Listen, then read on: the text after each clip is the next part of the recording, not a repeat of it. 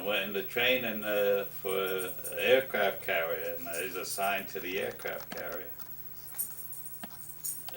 Being built out in Washington State perimeter. Then I commissioned that ship. That was in '43, and then that's how I got on the ship. And then Actually, there was two ships. We trained together out there in Washington.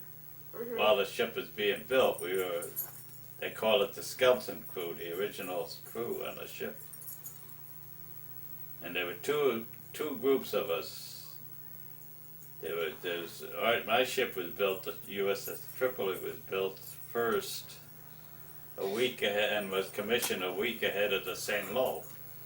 So the two groups, when they picked I was lucky because when they picked the crews for the two ships, they divided up, I guess, so many electricians and so forth. I went on board as a rated third-class petty officer, electrician's mate.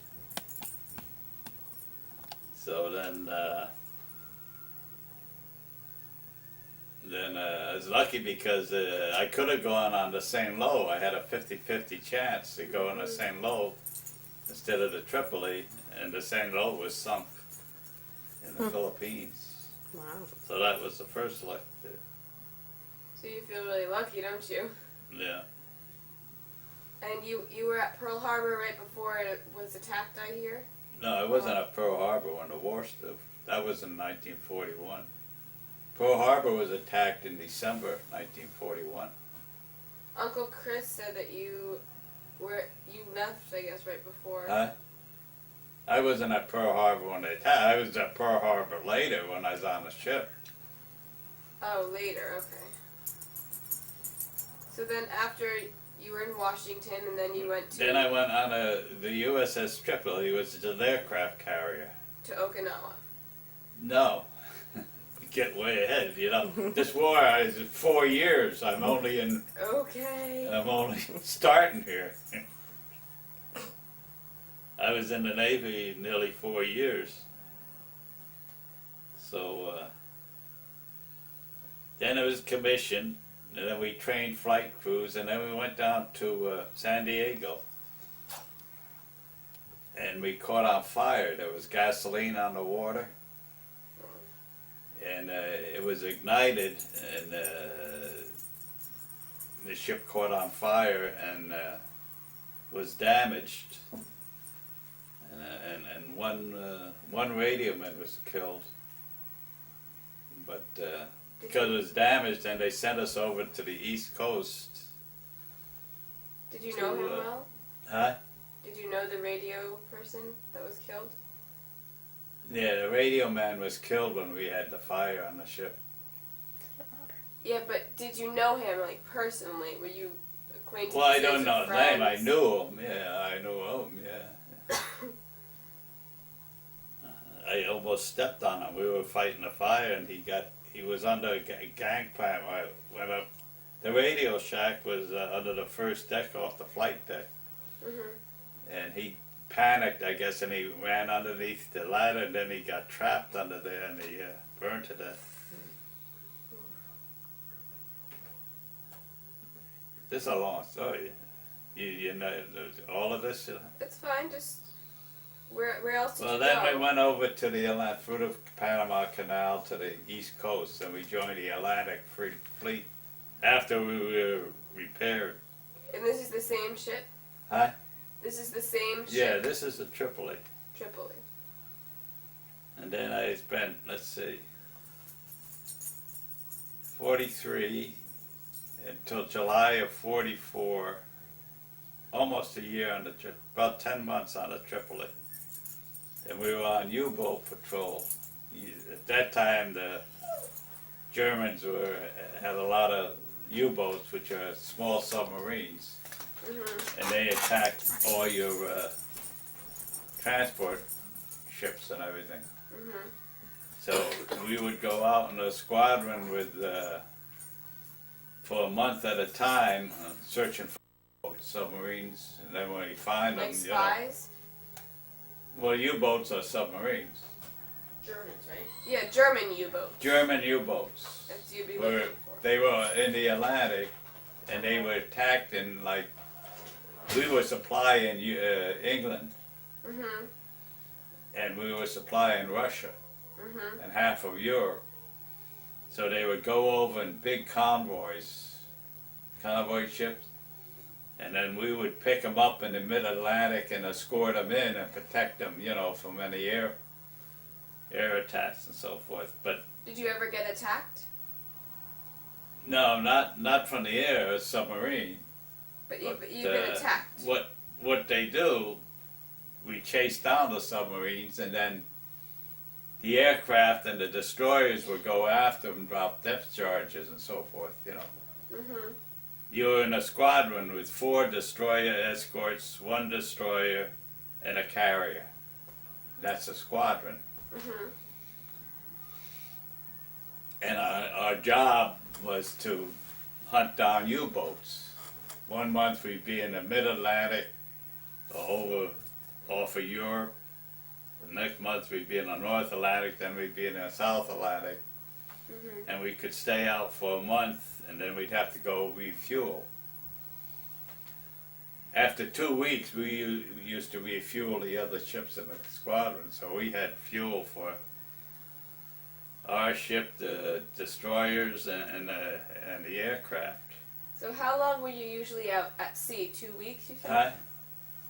Well, we would be out for a month, then you had to go refuel, then we go back out again, hunting for So you were rarely at home. Huh?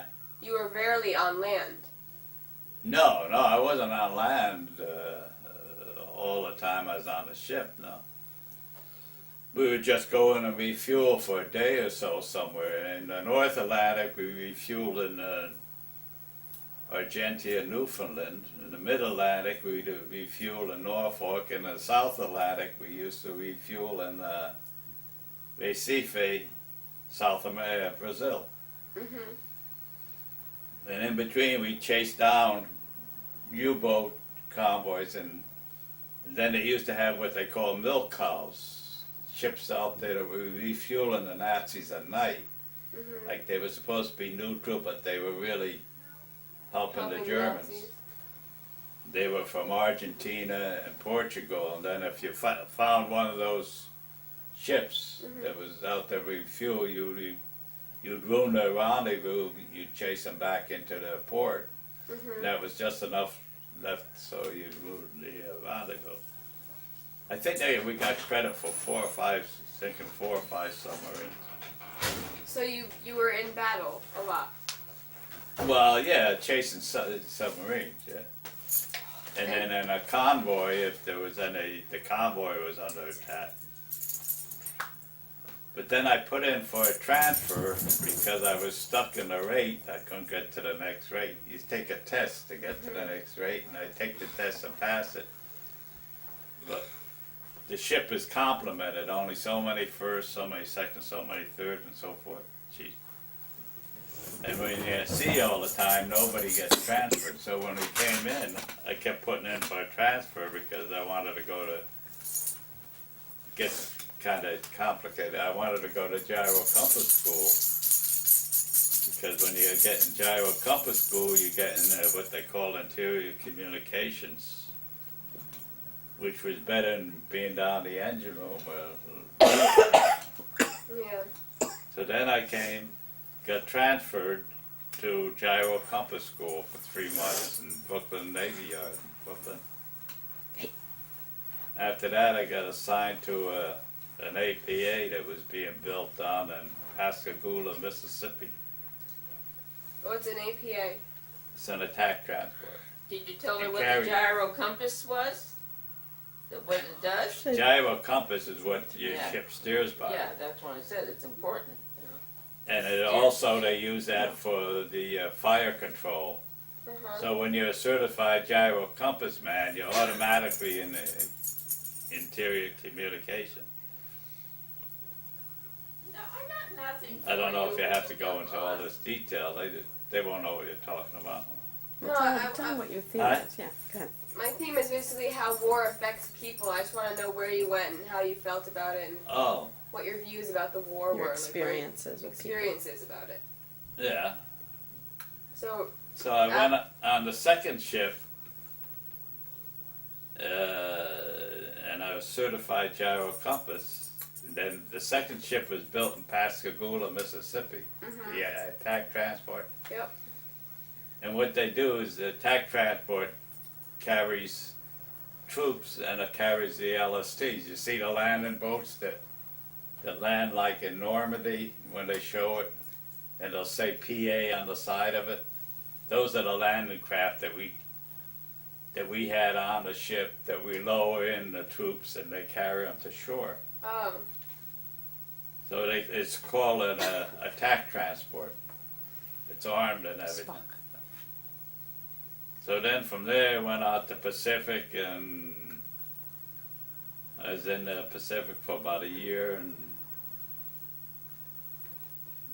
about 15 months, I guess. 15 straight months. Yeah, in the Pacific we would land troops, so we would transport troops from one island to another. And then we landed troops. We were in the last place we landed troops at Okinawa. In, was it June or July? I think June. Anyway, the last campaign we were in was Okinawa. And there was kamikaze pilots. Planes would come over like every night. And, Were you attacked often there? huh? Were you attacked often? Yeah, about every night. Not our ship. They would bomb certain ships. They were suicide bombers. Mm-hmm. This was towards the end, you know. Before that, we had landed troops in different. All the islands I was on, I have an itinerary in there, but there was a lot of islands I was at. Okinawa, So, Anawita, Kwajalein, I don't know how many, the Palu. when you went to these islands, did you actually get off the boat? No, usually not, unless we were landing troops. I didn't get off the boat. Maybe in a safe island we would get off and they would take us ashore for a beer party. But that was about the only time I ever got off on the ships, got off to the islands. And the last campaign, we were at Okinawa and we landed troops there, and then we stayed there for about a week, and we acted as a sort of a hospital ship between us and this other main hospital ship, the Repose, to take wounded back off the shore. What were the troops? But like? the biggest thing then was we were at general quarters most all the time because of kamikaze planes. So you got to know the troops. Huh? Yeah, the troops. We landed troops on the invasion, Okinawa. But I mean, as personally, you got to know them. Huh? Personally, what? You got to know the troops. Promoted? You have to talk loud. You got to know the troops. Got to what? Louder. You got to know the troops. The people Oh in yeah, the troops. some of the troops. Oh yeah. And did you... Well, the Navy guys would bring them ashore on the boats. Uh-huh. They would run the boats ashore. And then see the gyrocon. Then I was put in charge of it. I was in charge of the gyro compass movement, and I had so many men working for me. So what was the general attitude? So basically, that's what an All the ATA soldiers. went. Huh? What was the general attitude of the soldiers? Well, they were okay on the ship, you know. Naturally, they get nervous when time for them to go ashore. How about the war in general? How did they feel about the war in general? Oh, they were gung ho for the war. Everybody was. It was different for today. They couldn't, you know. Everybody volunteered, and you know, it was a different war than today. You know, basically it was for survival. One, you know, it's. So they were Our happy. survival, Europe's survival against the Russians and the Germans and the Axis powers. So in the Pacific, of course, it was all the Japanese. In the Atlantic, U-boats were all Germans. But they didn't mind fighting for their country. They felt like it was an honor. Oh yeah. Oh yeah, most kids at that time joined right out of high school. 18, 19 years old, they were, you know. There was 16 million service people in World War II. The thing is that you join something, like you join the Navy and then you have to wait because actually they wanted to sign up because they knew so many. They needed so many sailors or so many air pilots and so forth. And that's why they would want to sign you up, like, or at least get you interested when you were in high school. Because then you had to wait because, you know, they sign up so many before the ships were built. Because, you know, in less than a year we built a massive fleet, you know. It's amazing what they did in production-wise. Did you have a lot of friends on the boat? Oh yeah. But you usually stayed within your close friends were in your division, and I was in E division. That's all the engineering division, all the engineering services, electrical, machinists, boilermakers, firemen, so on. That's the E division. Did any of them die or get hurt, you know, injured? Huh? Did any of them get hurt or injured? Or, you know? No, not in the APA. You get injuries. Nobody was wounded on that, no. We were never hit. I saw the Ben Franklin hit. You ever hear the Ben Franklin carrier? No. The whole side, the whole flight deck was, the whole hangar deck was opened up. Saw that. But mainly they picked on the kamikazes would shoot for aircraft carriers. Or if they knew there was troops on board, but they wouldn't shoot for an empty troop if you know, if they weren't landing them. Yeah. But Do you have any regrets about joining, or huh? if you could have chosen now, would you still have done it? Oh yeah, yeah. One of the services. Towards the end of the war, we put troops. We had troops on board, and everybody was just about every ship in the Navy, because this was in the Pacific and the war was over in Europe, but the war was still on in the Pacific. So everything that was over in Europe, the ships, they shipped them all over the Pacific, and then we were ready to invade Japan. We were going to attack. There were 3 places, and we had the southern island, Honshu, and we had troops on board then. That would have been a hell of an invasion if it came through, but then they dropped the atomic bomb. And that was the end of the war, luckily, because it would have killed a lot of people. It would have been worse than D-Day in Europe About if they'd had to invade. About the bomb, did you believe it was justified? Yeah, he had to make a decision whether he's going to. They estimated to invade Japan. there would have been close to 1 million casualties. So in that way, it was justified.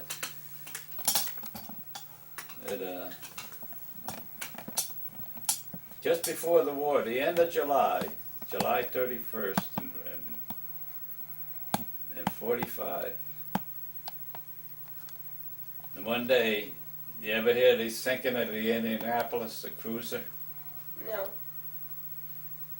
Well, they were making the same run that we were making between, I think it was Peleliu and Guam.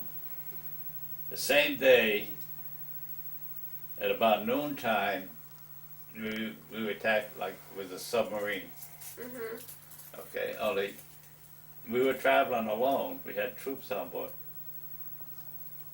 but they zigged. We laid a smoke screen down and then zigzagged, and we got away from it. That night, that same submarine sank the Indianapolis, which was a cruiser, and they lost close to 2,000 men. And afterwards, the captain of the of the Indianapolis was court-martialed because he didn't have any watch out or anything, you know. And they got the captain of the sub that sank the Indianapolis came to the States and testified at his trial. And our captain had to come and testify also, and one of the questions they asked was, how did our ship avoid getting torpedoed? And the Indianapolis would go twice as fast, was sunk. And but that's how close we got that time. And the captain said, you know, because we zigzagged smoke screen, the Indianapolis, they spotted a periscope, the periscope on the sub, and then my buddy was, they called general quarters, and he was up on what they call the 24-inch searchlights. He worked for it. That was part of the IC stuff. And he saw the torpedoes, but they missed us. And he could see him because he was up high, the 24-inch searchlights up high. They signal with the searchlight. Mhm. So then, when the war was over, we landed the first troops in Japan. Either the 101st or the 82nd Airborne. Of course, they threw them out of Japan later, but we were the first occupation. We landed the first occupation troops in Yokohama. Then from there we went to Shanghai, and then China, and then to Korea, the Philippines, and then back home. How did you feel being away from home so long? Well, you get used to it, you know. When I went to gyro compass school, that's about the only time I was home. And I got it in Brooklyn, New York. Then I was home for about 3 months. I got Liberty every other weekend. But aside from that, I got to leave out of boot camp. But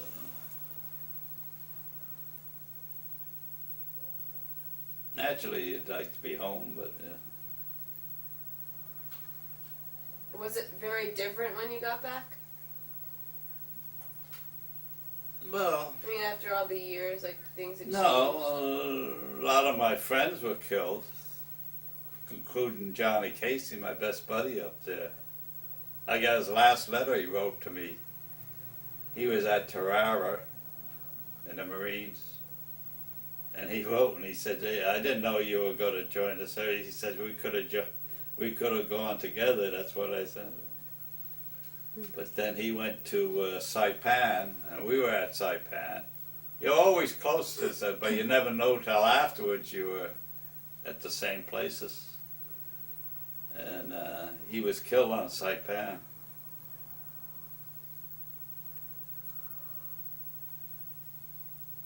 his brother, you know the little house about 2 or 3 houses up from Lou's? That was the Casey house. Wild bunch of Caseys. From Lou's? You know where Lou Caravella lives? Oh, yeah. Yeah. Oh, let's see, then there's Frank. It's about 2 or 3 houses, a little house. Mm-hmm. Back a little bit from the road? Yeah, well, his sister built houses and back there. That was the Casey house. 7 kids in that little house. And the 2 boys joined the Marine. Tommy joined the Marines too, and the father had been a Marine in World War One. And poor Johnny was killed. Nice kid. He was I your got best. him in. I got his picture and his letter in my scrapbook. His last letter. He was your best friend. Huh? He was your best friend. Yeah, one of my best friends. Do you miss him? One of my best. Well, I had quite a few good friends then. All the ones on the ball club we used to play with. And then Pogursky, that's who I joined. Then his brother. Then another best friend of mine was Teddy Wasberg. He's dead now. From the war?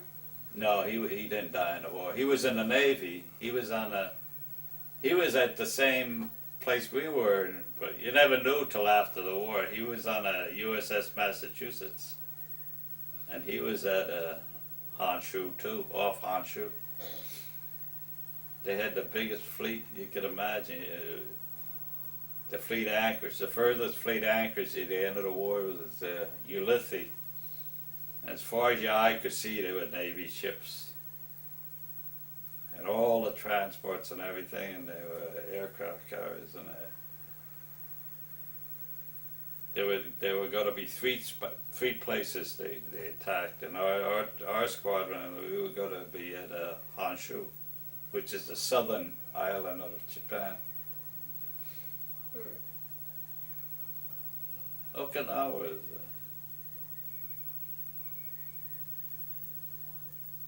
Okinawa is tough.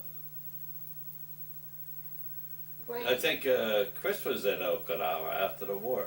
When he was at Okinawa, but then it was so. That was for Vietnam War, though. No. You don't need pictures or anything, right? No, it's just an essay. No. Just what? It's an essay on Oh. the effects of war on people. Yeah. After it's over, you liked it better than when you were there. Well, yeah, I would imagine so. You had good times when you were in the States, and even after the war, we got to go to Yokohama and had Liberty and Shanghai and Jinsen, Korea, and Samar, the Philippines. But during the war in the Pacific, there was nothing but these little islands you go to. There's no liberty, and you were just on ship all the time. So when you were on the ship, did you get news of what was happening in Europe? Oh yeah, yeah. They would. So you heard. You'd get it late, but But you knew. yeah. that. Well, we got the news when the war was over. Yeah. And then if you were in safe zones, you could show movies. You could where you could assemble and then they'd make movies.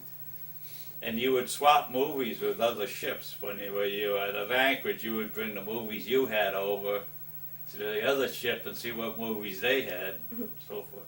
Like Blockbuster. So one time I'm watching the movie on ship, and we used to run the projectors too. And you know where Powers Garage was? I think I told you. You know where Powers Garage? You know where you turn down Suburban Avenue, and that first driveway where the bridge is across there now. Mhm. Well, Powers Garage was there, and they were doing some wartime work. It was a machine shop, and they used to give out these Army Navy awards. E-awards, they call them, to different factories, you know, for excellence or exceeding their quota and everything. So I'm running a movie in the South Pacific, and everybody used to kid about the name Coscob. It was odd, you know. They used to call it corn cob and everything. Yeah, I used to think about that. So one day I'm running the movies, and it shows Coscob Shop wins Army Navy E Award, and it had the whole ceremony there with the Powers and Chief Salvatore, and everybody I knew was there at the ceremony.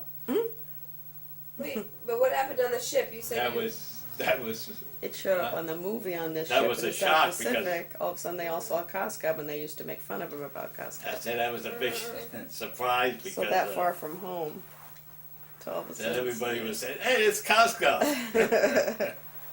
So they believed you. Yeah, I believe it was a Costco. what about the news in Europe? Like about the Holocaust and all that. Well, I wasn't on land in Europe. We just. But when you heard about it, what were your opinions on We it? didn't hear anything about it during the war. I never heard about it till after the war. Really? Wow. Never heard anything about the Holocaust. When you got home, you knew though? It wasn't until later you heard about the Holocaust. Not many people even knew about the Holocaust. Jeez. till Until after the when? war. Until when? After the war. Even the soldiers over in Europe didn't know about it, you know. Jeez. They were put away, they were in internment camps way out. Yeah, I think half of the German population didn't know about them. You know, it's just something that they didn't advertise. But if you had known about them, what would you think? Well, naturally it was wrong, but nobody ever knew about it. Except the Germans, I guess, and the victims. And the Europeans have to know. But I mean, it wasn't advertised over here or anything. You know. I don't think anybody knew about the gas chambers. They knew a lot of them had been rounded up and killed and so forth, but they didn't know about the gas chambers. So you didn't know anybody that had been involved in the Holocaust? No. No, we were in the Navy other than that.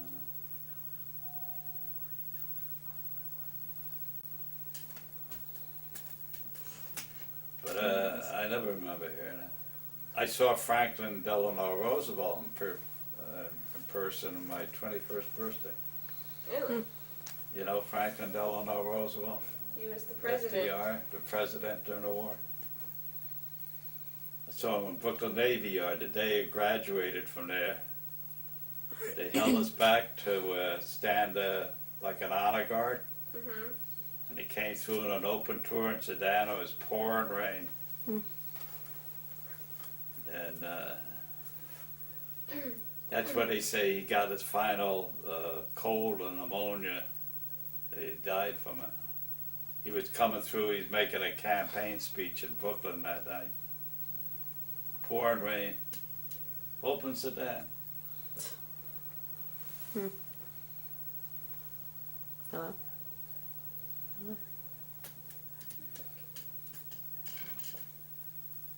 At the end of the war, there was a lot of celebrating, right? When everybody came back. Yeah, when we came back, we picked up troops in Korea. And we came back around the China Sea and down to San Diego. And when we were on board, this fella got sick.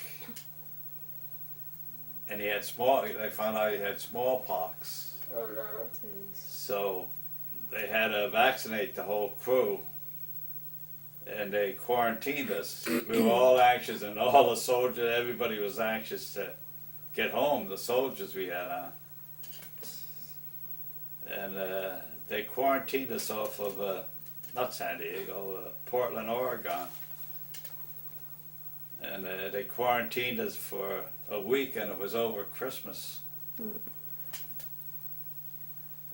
I got the newspaper articles in my album. Was your family happy to have you back? Huh? Did your I, family? I guess. I don't Well, would you be?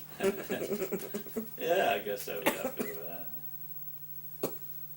I bought a lot of kimonos, those silk kimonos that the For yourself? Huh? For yourself? Yeah. No, for my sisters and everybody from China. In China, you could get anything for cheap.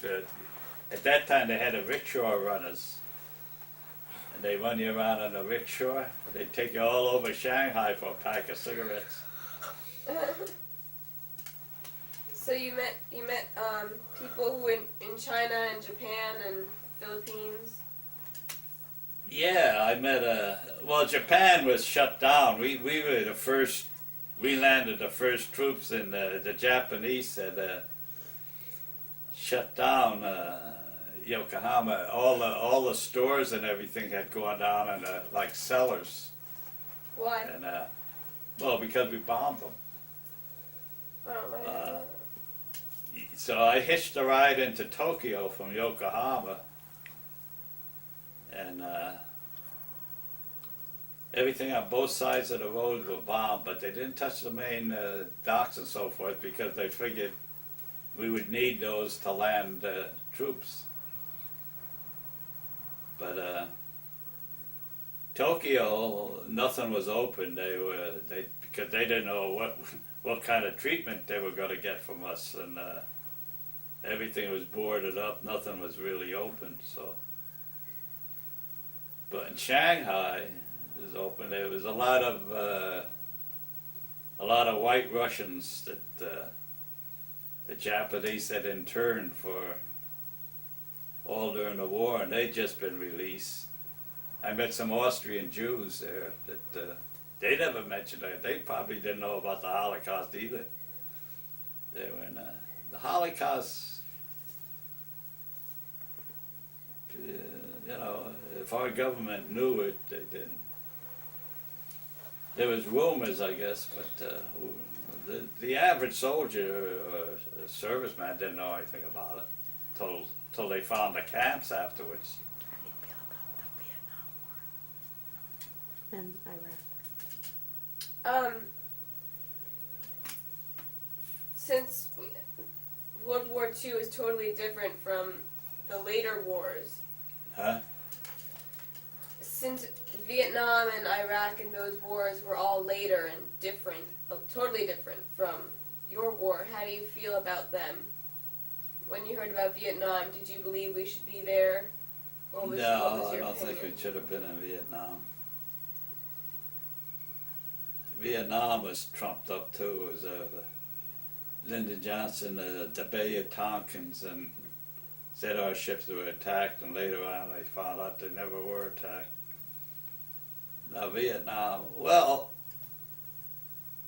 don't forget that after the World War II, it got to be a battle. The next battle was between Russia and the communist world and our world. And if it wasn't for the United States, they would have overrun Europe. Because, first of all, we made the mistake of giving them half of Germany when we didn't have to. We were in way ahead of them. And we built all of Europe. We built all those countries. But there was a Cold War then. And the fear was that Korea and North China was communist. The big fear was Russia would overrun Europe, which they would have if we hadn't protected them, and that China would overrun Asia, because they'd already gotten North Vietnam was communist. So at the time, it looked like communism was spreading, and they figured they would have to stop it, which they could have, except the stupid. Like the Hollywood blacklist? Huh? No, the government, They were afraid. They were they trying to put find too many, communists. they handcuffed the troops, the same as in Korea. They did the same thing. In Korea, there was a threat from northern China. They invaded South Korea. So we had to protect South Korea. We're the only country that kept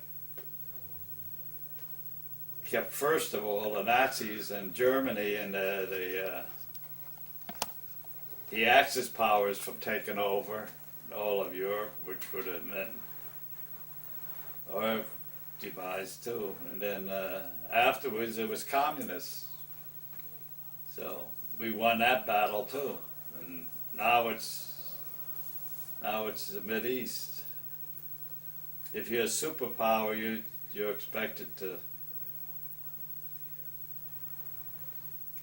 But the problem in Korea and Vietnam, the politicians wouldn't let us win. They pulled out of Vietnam. They had 2 wars that up until then, we'd never lost a war. So the attitudes were different after Vietnam. Huh? So the attitudes back home were very different after Vietnam. Or Yeah. for the Vietnam War and for the Yeah. soldiers. Well, it left dragged down so long, they're talking about Iraq now, but it's bad they've lost nearly 2,000 guys, but don't forget, Korea they lost over 50,000. Vietnam they lost 58,000. World War II they lost nearly 500,000 Americans. Wow. So Iraq isn't anywhere near that yet, but it's going to be a long, long war. People are going to be in for it because it's going to be. How do you feel about the Iraqi war? Do you believe we should just gotten out while we could have, or? Obviously, the intelligence was wrong. Yeah. But every country's had the same intelligence, and he still had the weapons. He got them out of there before we got in. It had to happen sooner or later. Don't forget they attacked us 4 times in the 90s. They blew up our embassies, 2 of our embassies in Africa. I thought that was They blew up our Navy ship. They bombed the UN. Trade Center. Pentagon. Not the UN, the World Trade Center. Pentagon. Yeah, but before that, they'd attacked us 4 times before that without retaliating. So sooner or later, 9/11. we have to 9/11. retaliate. It's not 9/11 you're talking about. No, I know. That's what I'm saying before. They've made it their mission to kill all infidels, which means everybody who isn't a Muslim.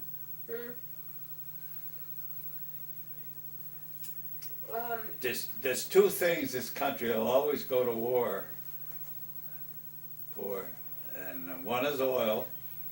Oil, because without oil, this country's dead, and the environmentalists won't let us drill anywhere else for our own oil. And they won't let you put in nuclear power. All of Europe, 80% of Europe is nuclear, but they won't let them build nuclear. Then you wouldn't have to depend on oil.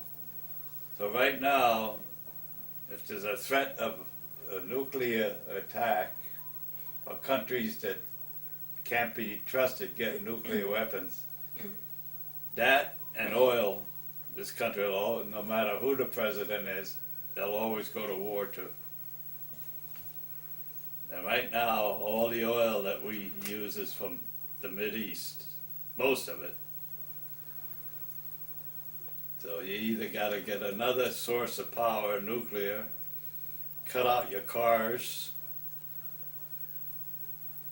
or because if they get control, they're going to cut off your oil and they're going to develop nuclear weapons. Isn't that why they're making electronic cars now? Electric cars, hybrid, yeah. They're pretty nice. He had a ride in one. Didn't you ride in one? Yeah, I rode in one. Flip has one. Nice, beautiful, no noise. It's gonna be my next car. Anything else? What else did I ask about Chris?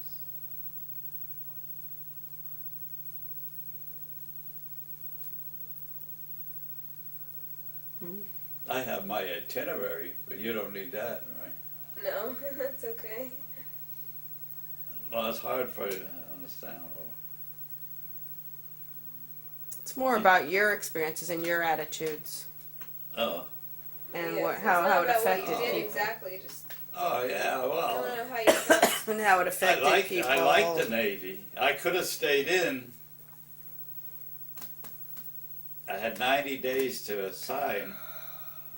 Over, they wanted me to stay in, and I told them, well, send me to, there's a school in Washington, the forerunner of electronics. IC was actually a forerunner of electronics. A 2-year course. And of course, everybody put in for it when they were in the service in the Navy because it meant 2 years shore duty. But they couldn't promise you that, so. I like the Navy. You were But in, mostly the people, the guys you live with and so forth, you're very attached to. Get all different kinds. Rednecks. You meet all.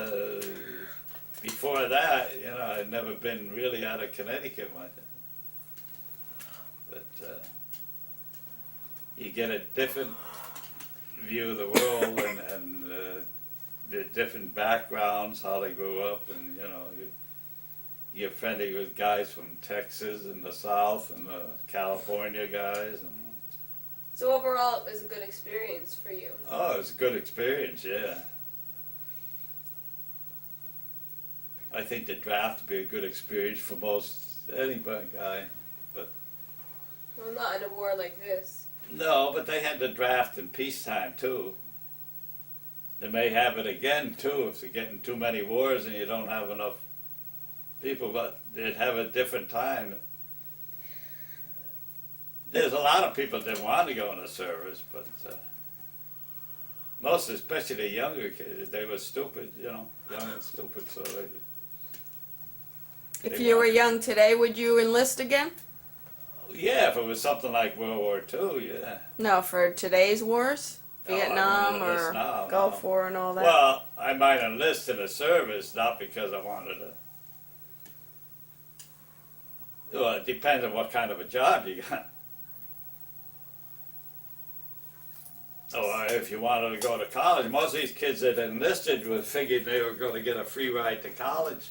Instead, they wound up over in Iraq. But that's what you do. If you go to service, I mean, that's your job, You have to realize that if the country is in a crisis or in a war, it's not just a free ride.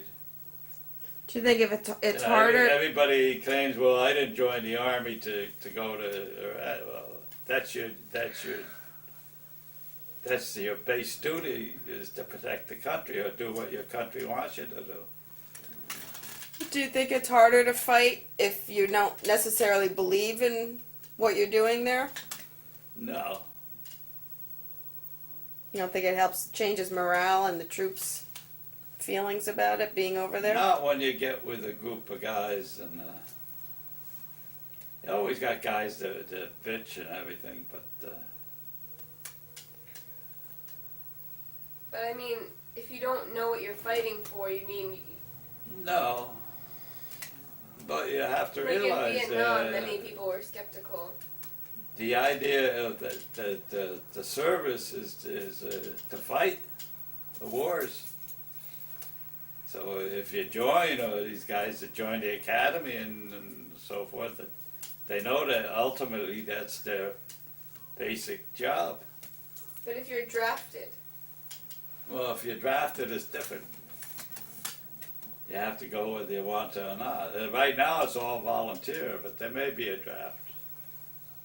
There was a draft right up through the Vietnam.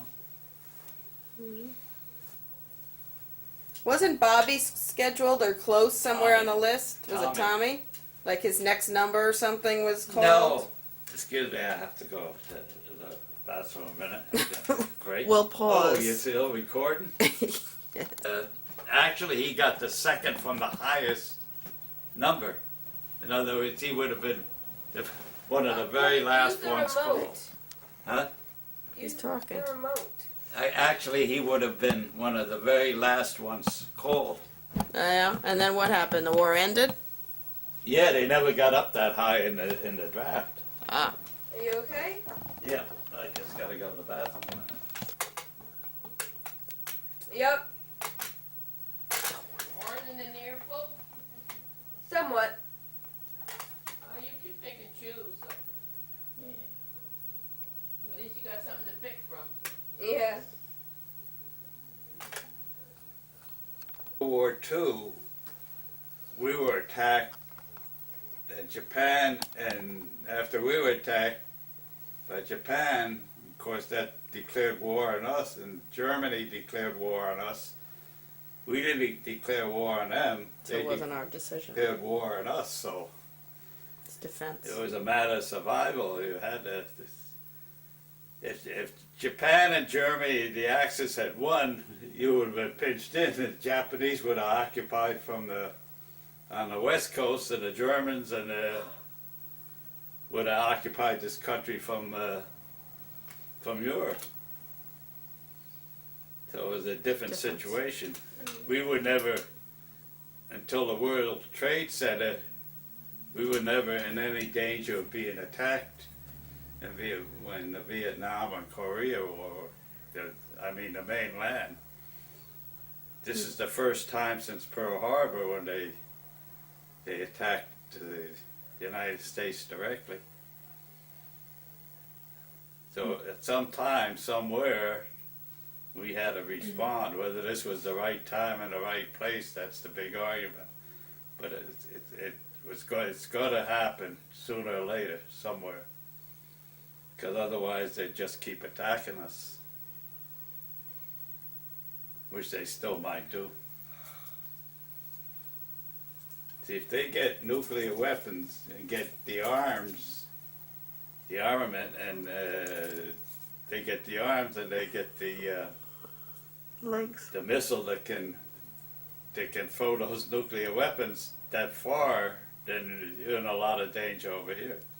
Now the danger is that they can carry a dirty bomb or something, carry it on a plane or something. So would you say that war in general is inevitable? Huh? Would you say that war in general is just inevitable most of the time? Right now, the wars, or when I would. In general. Well, it was inevitable in World War II. We were attacked. And I think it's inevitable that there's going to be, I don't know how big it's going to be, but there's going to be a war. You don't call this a war yet in Iraq, but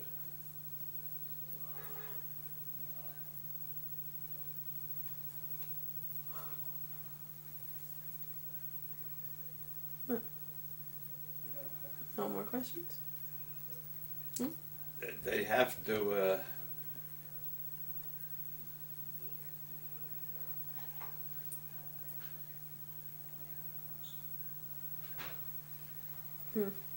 It's inevitable because, well, they attacked us for one thing, plus that's where the oil is. If you don't have any oil, this country stops running. How are you going to run your car? So if they threaten to cut off our oil, we're going to go to war. They better find another way of getting energy pretty quick, but nobody wants to go nuclear. No. But that's why Europe doesn't depend on them so much, because their power plants and everything are nuclear. Plus, we developed all those oil fields over there. They'd all be nomads in the desert if we hadn't developed the oil companies over there.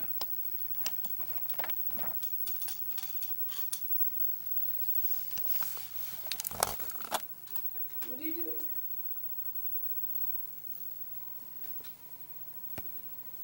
But basically, there's a lot of good Muslims, but right now it's the bad ones that are the ones who are vowed to kill everybody who isn't a Muslim. Those are the ones that are trying to get control.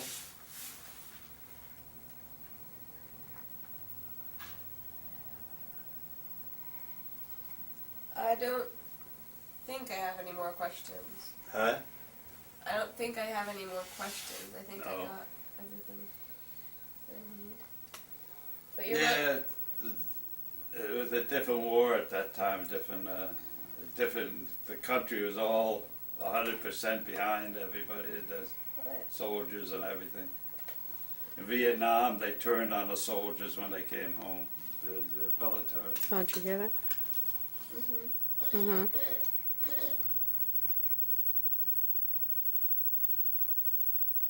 My father was a air raid warden during the war, I didn't know that. World War One. World War II. See, you Back used to have home. blackouts because they were afraid of attacks on the coast. So they used to, I wasn't home, but they had these blackout curtains, and you had to have the lights out at a certain time at night. And my father was the air raid warden. He'd have to go around and check all the houses to make sure that the lights were out.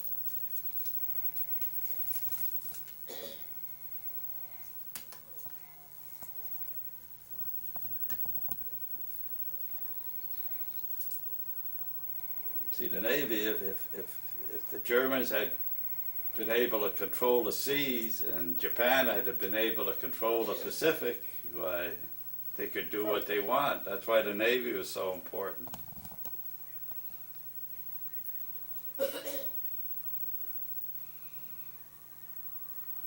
Especially in the Pacific.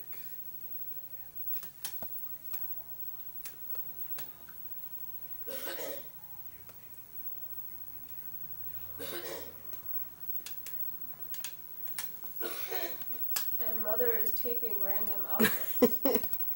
What's she doing? Am I still on? Yes. Anything else? Any other funny stories? Funny story. No. How'd you meet Nanny? Huh? When did you meet Nanny? No, that was after the war. Okay. Who proposed to who? No, there's no She- funny stories I could tell you. Nice. You already said you had drinking parties. What more can it Oh, you want to tell your class? I'm not. It's an essay for the teacher. I'm not going to say you went to drinking parties when you were in the war. It's an essay. It's not like I'm showing this to anybody. Ah. This is for my mother. Well, I'll tell you the time up in German time when we had the fight, when I was going to school in Brooklyn. There used to be a restaurant and it had like a half-glass partition, and the bar was elevated, and down there was the dining room. What's that? The Switzerland up in the 80s. That was Yorktown, the German section up there, and this fellow I was in class with named Ott, and one night we went on Liberty up to the Switzerland. The restaurant? Yeah, and we were at the bar, and there was a Coast Guardsman sitting alongside of my friend Ott. Ott?